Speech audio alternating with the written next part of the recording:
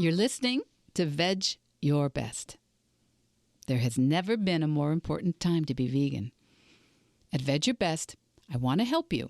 I want to help you limit and eliminate the consumption of animal products without feeling deprived, overwhelmed, or unsupported, even if no one you know is vegan. My name's Michelle Olander.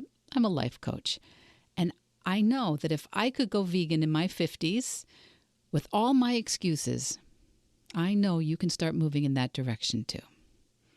Veg your best, and there's nothing you can't do. Episode 153, August Scaries and Accidentally Vegan.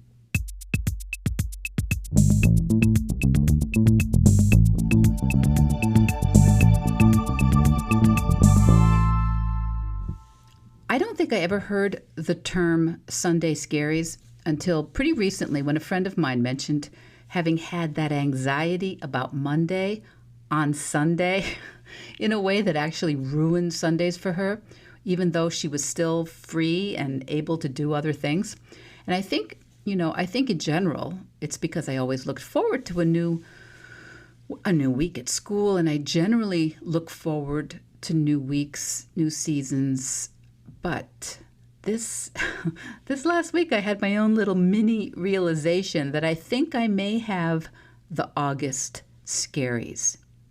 I mentioned last week that August really snuck up on me, and that August had seemed so far away when I was making my plans for myself this summer, for my family, my business, and now here it is, over halfway through the year, and in many ways halfway through the summer, maybe not meteorological summer, but still. And then on August, I think it was August 4th, I got a text message advertisement. We won't even discuss text message advertisements, but I got a text message advertisement from the company Crate and Barrel about their Halloween merchandise. Halloween merchandise in the first few days of August. Now, if you've been paying attention and playing along at home with Veg Your Best, you may remember that I am the Halloween Grinch. I have absolutely nothing positive to say about Halloween, and I think it is just plain old, absurd what a big commercial deal Halloween is now. But coming on the heels of my August Scaries, I had that, against my better judgment, I had this sinking feeling that the year's basically over.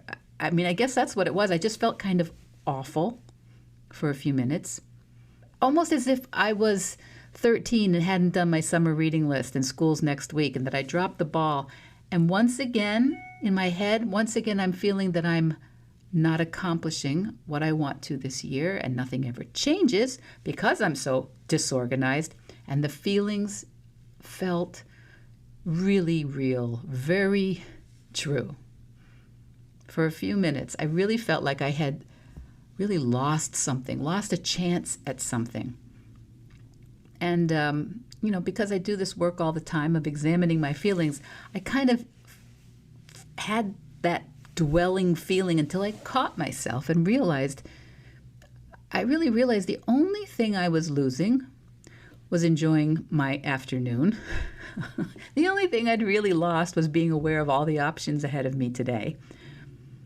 I was losing the opportunity to be conscious of everything that existed right now. August, okay, that's just a word we traditionally use to keep track of certain parts of the year. And Halloween is just a day that big box stores decide they can get us to spend a bunch of money for plastic tat and sugary crap that will end up in a landfill for no reason that makes any sense to me. And none of that, even if you love Halloween, okay, none of that has anything to do with me and what I have or what I want or what's possible for me right now. So then I asked myself, why? Is this even an issue for me? August, it's just another month. I'm a lucky woman to be alive in. And as for Halloween, they can send me 1,000 ads about Halloween junk, and they probably will. And I'm not going to buy it. So why is it even bringing up any emotions for me? Well, because somehow it is an opportunity that I allowed my emotions to get hijacked for a few minutes. We've all had those moments, usually in early life, where we, for some reason, found ourselves really late for something that was important, and usually important for how someone was going to judge us, what they were going to think about us. And earlier this week, I had a response to something I heard, and I felt those sensations in my stomach and in my posture that I know I've felt as a young person many years ago. My affect was like, summer's over. Actually, I guess the year is really over, most of it anyway, and I haven't gotten, well, in my case, I haven't gotten all my podcast systems and files organized the way I wanted. I haven't written as much as I had intended to. My website needs more articles. My kids will probably not be coming to visit us at the shore that many more times now, because isn't frost just a few weeks away? And again, hijacked. Brain, thoughts, going in a direction that's not positive. And actually, it's not really all that true. And it certainly is distracting me from all the possibility that's ahead of me here in this moment, and in this one, and in this one. So I'm wondering if you're having any August scaries. Where are you looking at your calendar and thinking, what? Excuse me, that can't be right. I'm not finished with all the things I thought I would try or practice or start this summer. In fact, it's not just that I'm not finished. I actually, if I'm honest with myself, didn't start. If that's true, if any of this is ringing true for you, I want to tell you that self-condemnation is not helpful long term. And I know that a lot of us learned to bully ourselves when we found ourselves in this sort of situation. I know my internal messaging is usually stupid, stupid, stupid. I know, and I know I'm not the only one who thinks that. Am I the only one? Well, I don't think so. And I would agree that the pressure of an internal smackdown and an impending deadline, I believe that pressure has sometimes gotten us motivated, gotten us into gear, sometimes. But I would say almost always only on projects that we really believe we have to do because someone else is expecting us to do it. Someone else will be judging us on it, and someone else is counting on us to do it. On the other hand, when there are projects or objectives or goals and things that are really important to you but don't seem that important to others, especially goals where no one else is really going to notice or care all that much. In those cases, feelings like overwhelmed and out of time and here we go again, they can get us to just give up on the whole idea. Maybe it's not for me. Maybe now's not the right time. I guess all the evidence points to the idea that I'm just never going to make this happen. Now, maybe you thought this summer was a time when you were really going to eliminate or at least limit the consumption of meat or dairy or eggs. What was on your list this year? If you thought this summer was going to be your chance, if you thought you would have the time this summer to learn new recipes, or that the veggies and fruits would be in the market, and that picnics would be a great opportunity, and you could get the kids into the garden, or maybe that you could get your spouse excited about making a few new choices, or convince your friends or colleagues to do a vegan option or potluck.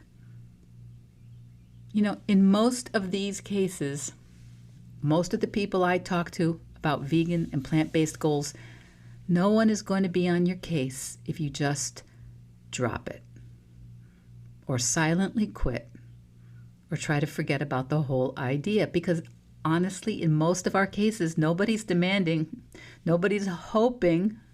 In my case, Nobody was hoping I would commit to a vegan practice, so I get it. There were probably a million other things that I actually had to do, and thousands of things that other people were relying on me to do. So it took a while until I started to practice making those vegan choices.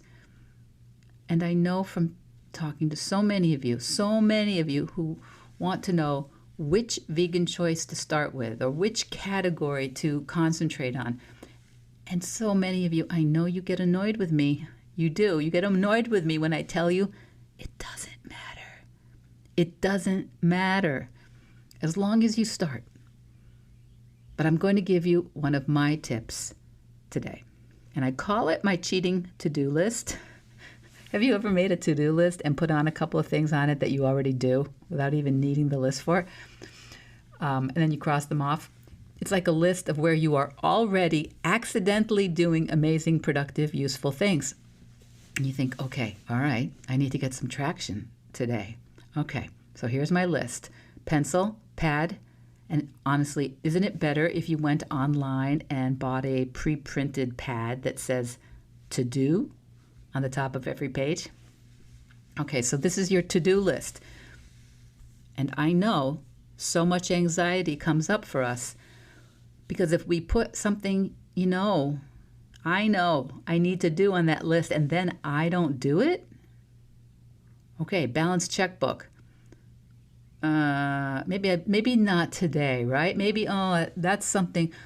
How about, okay, no, maybe I'll put a plant-based dinner from one of my 50 vegan cookbooks that I haven't even looked at. Okay, maybe I don't want to put that on this one today because something I'm going to have to do. Actually, no one's going to help me find all those ingredients at the store. And what if I can't do it? What if nobody likes it? Okay, this is when I start to slide a couple of things on there, like start the laundry or pick up the mail at the mailbox or take out the garbage, wipe down the counters. My cheating to-do list, that's when I start filling it with household tasks that, they do need to be done, but they don't need to be done before I work on my book or while I write my blog or record this podcast. And honestly, there are things I'm going to do no matter what, whether it's written down or not. But anyway, I let all these tasks fill up that to-do list, and then I get the dopamine hit of checking them off because they remind me that I'm at least accidentally productive. Crossing them off, even though they don't actually advance my goal or my agenda, they don't actually make something new happen that hasn't already been occurring. In the next week or two, actually, we're going to talk about some of the things I have been doing that I'm excited about. But the idea of the cheating to-do list, I like, especially if you're trying to get some traction on your vegan or plant-based goals. So put that on top of the list, vegan to-do list. Now, write down what you already are easily doing. Anything you're already doing basically every day without thinking that's in line with a vegan or plant-based lifestyle. So maybe like line 1, no liver or organ meat. Is that easy? 2, eat a salad. 3, do not buy gorgonzola or quail eggs or something else that you actually never ever buy. Put that on your list. Something else coming up for you? Maybe you already never eat rabbit. Maybe you already choose cosmetics that are cruelty-free. Maybe you already buy pasta that doesn't contain eggs. Put a few of those down. Put a few things to remind yourself you are already doing a lot of vegan or plant-based congruent things, right? And even if you're not, even if you think you're not, I bet you're doing something. I bet you probably have an apple or some other fruit in the kitchen. Maybe you don't use lard to saute in. Take credit for anything, no matter what it is, no matter how easy and how not a big deal it is. Anything that is part of a vegan practice. Maybe you already use non-dairy milks. Maybe you already read the labels to avoid certain ingredients. Write them down. You are winning. Of course, there's plenty of time to learn how to do more things. Me too. Me too. And I imagine I'll keep learning and doing better and trying to make choices more in line with compassion and sustainability and health. Yeah, I'm going to try and do that for the rest of my life. I just bought kapok pillows for my husband and myself. My husband was complaining that our very old down pillows were just too flat and soft. And I replaced them with kapok pillows, which I just learned about from recent guest Aline Dewar, that she's the vegan interior designer. Kapok pillows, they are a type of wood or tree. Anyway, so far, as far as I know, they're great. So make your cheating to-do list. What are you already doing that's vegan or plant-based? Do you already eat whole grains in some way? Take credit for that. Have you already swapped out, maybe you've already swapped out mayonnaise for one of the great vegan mayos. Put that down. Have you already gotten comfortable no longer eating sea urchin or grouse or deer meat? I don't care what it is, put it down. Put down anything that's true for you, because ultimately, developing a vegan practice will not be any harder than what you're already doing. And I really do believe this is the best place to start, especially when you're feeling overwhelmed. Check off what you are already doing just fine. And you know, sometimes we talk about products being, have you heard this term? Accidentally vegan. Accidentally vegan. Things like regular Oreos, most tater tots, I believe, are accidentally vegan. Original Pillsbury crescent rolls, that dough that you can open up and put in the oven. Those products just so happen not to have any animal products in them. You have to check. Don't take my exact word for wherever you are. There are regional differences, and there are certain subcategories of these brands. But in general, the concept of accidentally vegan means items that are created not to be vegan, but they just happen to be. And if you've been struggling making changes, if you've had a hard time with knowing how to begin your vegan practice, please start with what's already easy. Start with what's already happening, where you are already accidentally vegan in your day. That's where you can build from. Build from your successes, not your sense that you're doing it wrong or that you're behind. Okay, it is August, and that's just what we call this month. I need to remind myself of it, not you, but I need to know it. And there are companies marketing Halloween products. It's just a fact. And there may not be anyone in your family or your office or your community begging you or even happy that you want to move in a vegan direction. Okay, that's just how it is. Where are you already a success, my veggie bestie? Make a list. Make a list. And if it's not in plant-based or a vegan practice that you are trying to hone in on, make a list where you are already on track. And there's nothing too small to go on that list. Give yourself credit for all of it. Let me know if we can help you. But did you know you can send me a voice message? You can send me a voice message through the link in the show notes, and we can put your voice on the podcast. And how about you send me a voice message telling me where you first noticed that you're accidentally vegan in some way? Where is it already easy? Okay, kids, it is such a privilege and an honor that you're sharing this time with me. I so appreciate it.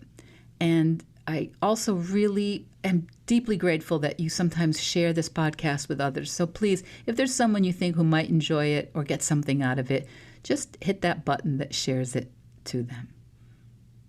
Okay, my dear veggie besties, until next week, Enjoy August and veg your best. Veg Your Best podcast production, music, and editing by Charlie Weinshank. Thanks, Charlie. Before you go, it would mean so much to me and the Veg Your Best team if you would hit subscribe, leave us a 5-star review, or share with someone you think might be interested. Something about algorithms, it helps bump us up a little in the rankings, and that's the best way to help others find the podcast and for us to find our audience. So, until next week, make it easy and veg your best.